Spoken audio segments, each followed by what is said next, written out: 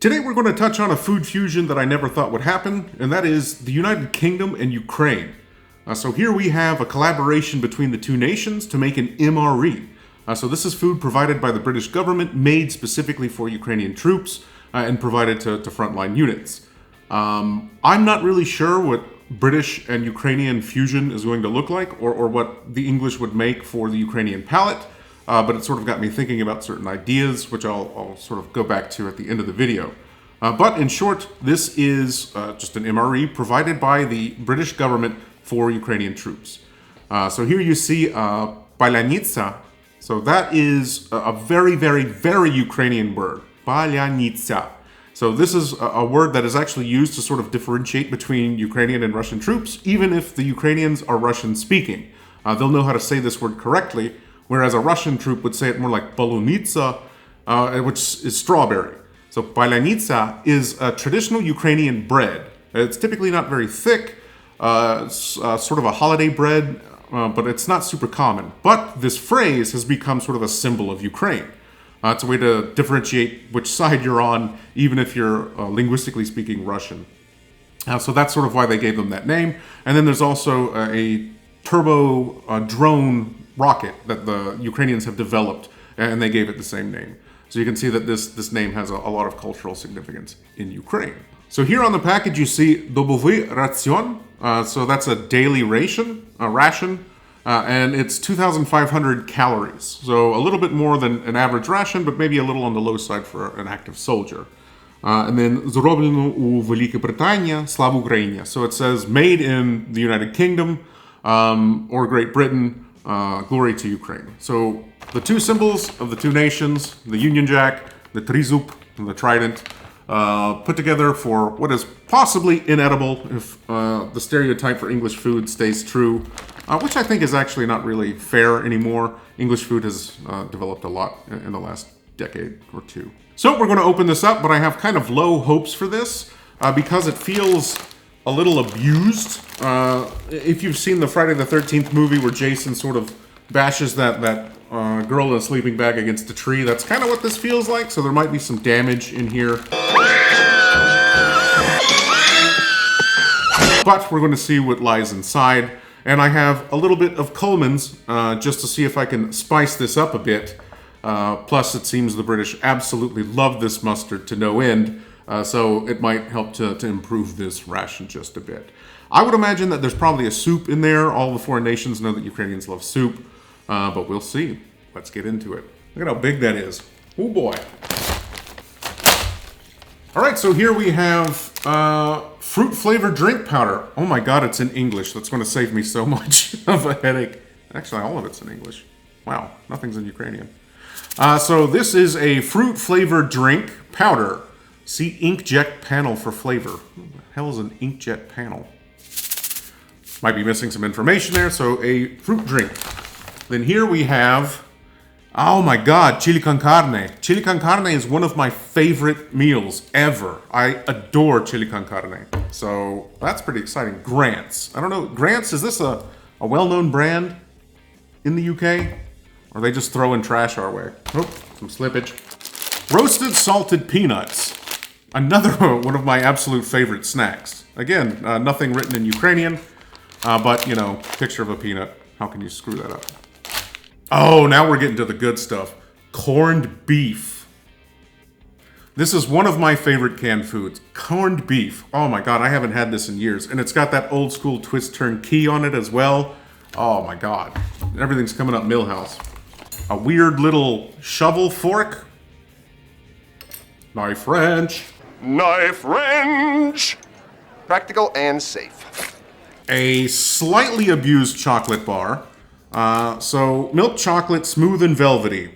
Britannia Supreme. Specially blended for melt-in-the-mouth creaminess. That sounds a little suggestive, eh? Thanks, Britain. I actually sort of have an affinity for English-British food because my grandma would always bring stuff back every summer. So I love shortbread, I love Cadbury. I actually like Marmite, so this chocolate should actually be pretty good. Nope. So we have a sort of smashed granola bar, something like that. Looks pretty interesting. Black Friars Flapjack. Sometimes the English name things that just feel so made up. And then a 3-in-1 rock hard coffee. I think I might skip on this. We can all imagine what cheap fossilized coffee tastes like, so I think I'm going to skip the instant coffee. Aqua tabs. Add one tablet to 1 liter of water. Leave for 30 minutes before using. Each tablet contains 8.5 milligrams of sodium. So, yeah, I guess this is just sort of like a water sanitation thing. And I promise I'm not cheating, but I feel like any corned beef hash needs a little bit of bread with it. Anyone that doesn't know what corned beef hash is, it's maybe sort of a bit of poverty food. I'm curious like how popular this is in the UK. In the US, it's super popular, especially in the South. And this was one of my favorites when I was a little kid. So we're going to start here. Oh my God, I don't know which way to turn this little key. There we go. And Bob's your uncle. This is actually what spam that was sent to the USSR during Lend-Lease. The spam cans had this twist-turn key, and the Soviets were mystified by it. But they requested that they change the recipe, and that's where tushonka comes from. So this isn't just taking a thin strip off, it's like peeling the entire can. Oh my God, what the fuck.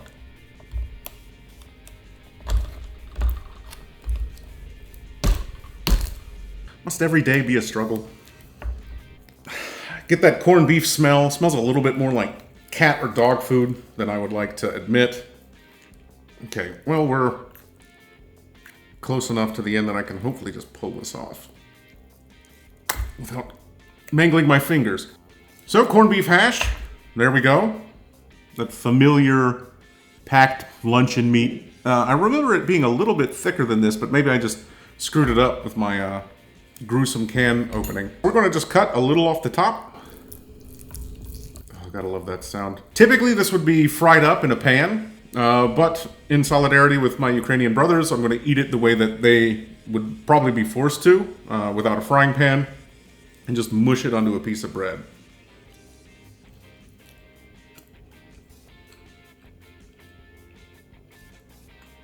It's actually really good. The texture's a little thin. I remember it having a bit more structure, like harder bits inside of it. But this is really good. I actually really enjoyed this.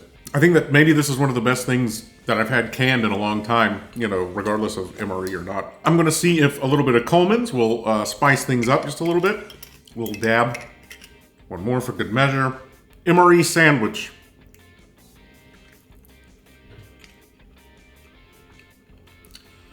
It's actually tremendously improved with that mustard because it's so salty and fatty that a little bit of sharp acidity is really good. So this is quite nice. I actually really like this. So typically with corned beef hash, you would cut it into slices and pan fry it. Maybe serve it with an egg. Whatever other breakfast goods you'd like. A surprisingly pleasant start. Excellent. Well done. You want to know how I got these scars? I guess we'll try the peanuts, because why not? I don't think that there's going to be anything mind-blowing here. Standard fare, they look super low in sodium. Very crunchy, so these have been roasted, not fried. The salt's a little on the low side for my taste, but these are actually really good, so cool. So before we get to our main entree, I guess it's time to have a refreshing beverage. So this is supposed to be mixed in with half a liter. So this is half a liter. This is quite a lot of powder. So this might be a pretty intense drink. Turning orange. Ooh. Sugar dust. So if the horrible food industrial complex has taught me anything, this is orange flavored. So this might be similar to Tang, something like that. So this is probably just some high calorie beverage that's designed to sort of provide energy. There might be some vitamins in here as well. No, there is not. They're healthy for you, healthier than regular chips. Oh, no, they are not. It is just sugar. This is just straight sugar. Sugar, water, purple.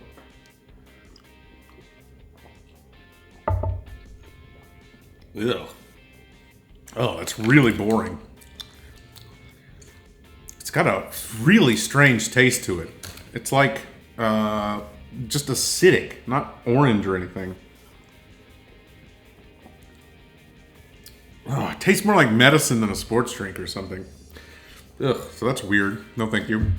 Okay, packed in the Czech Republic. Imported by Denmark. For Vesti Foods, Bedford Road, Petersburg, United Kingdom. So this is a global failure from several different countries coming together to collaborate to send it to Ukraine. Now that we've wet our whistle, it's time to check out this chili con carne. I absolutely love chili con carne. So lean minced beef with red kidney beans, pinto beans, and peppers, and a rich chili sauce. So we'll see if any of that is accurate. Garlic, cumin, cayenne, and paprika. So that's the correct spice profile. So Grants. High hopes here. God, I love pull tap. Wow, that smells super cool. It smells exactly like chili con carne. I'm excited. That's pretty cool.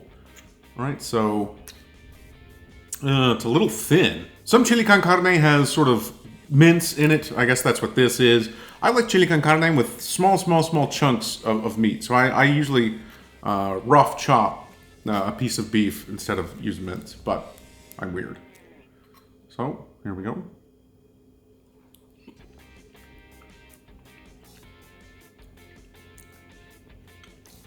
It's a little on the watery side, but the flavor is amazing. It's really great. I would like to have a little bit more vegetable element inside of here, maybe like some bell peppers and onions, a little bit more pronounced to add texture variation. And it's too thin, it's very watery, but it's quite good. And it's a bit spicy. I think that this was probably not done with a lot of collaboration on the Ukrainian side because Ukrainians do not handle spice very well. So this might be quite spicy for a lot of dudes at the front. Because you might have some guy who's lived in a very small Ukrainian village for his entire life and maybe never had anything spicier than black pepper or garlic. And then you give them this. No one wants bubble gut on the front. So this might be sort of disadvantageous. A little too thin, but still really good flavor profile. I don't mind this. I personally love chili con carne. I don't know if I can speak for the Ukrainians who have gotten this, but I wonder what their thoughts are. See, it's like really soupy. You don't want chili con carne that liquid, but not bad. Okay, so we're going to move to Blackfriars Flapjack. So this seems like some sort of granola bar, something like that. Okay, so it is a singular piece. Oh. Wow, it smells very good. So, pretty high quality. It's still kind of moist. Some of these granola bars just sort of turn to dust after you open them. So what is it, like Nature's Trail or whatever is in the States? They suck. But this seems a bit better.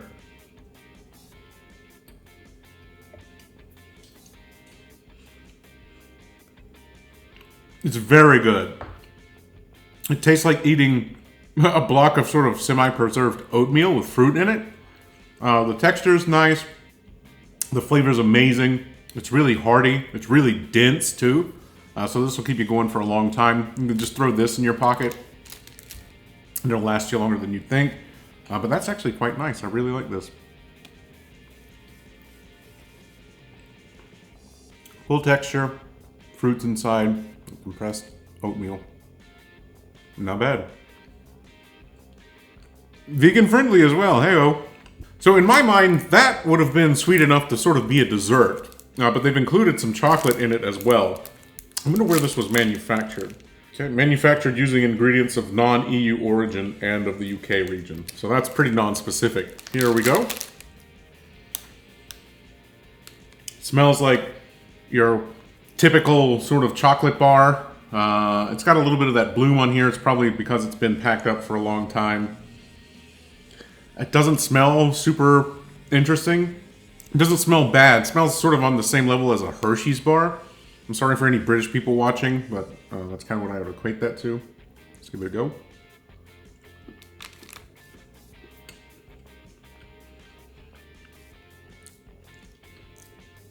That's really low quality.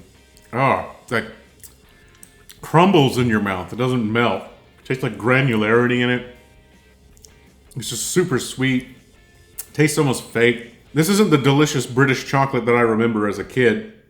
But I think overall, globally, everything's just gotten worse. So maybe that's just sort of the trend. This isn't very good. I'd say it's actually bad.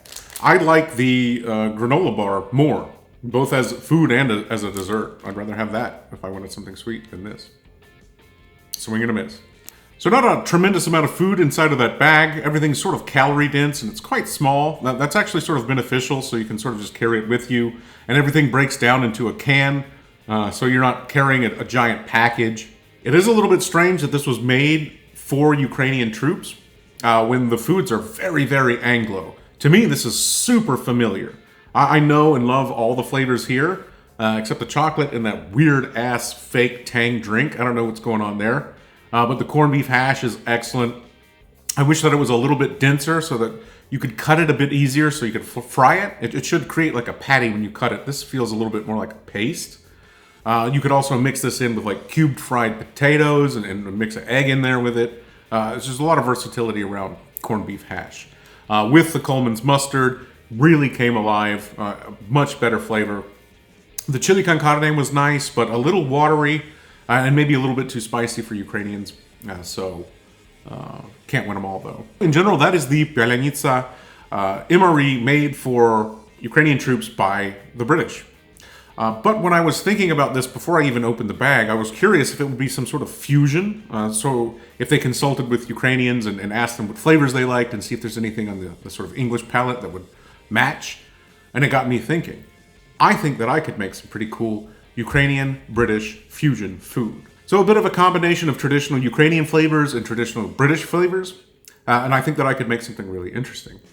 So if you guys want to check that out, please let me know so I can get some international fusion beans on toast going.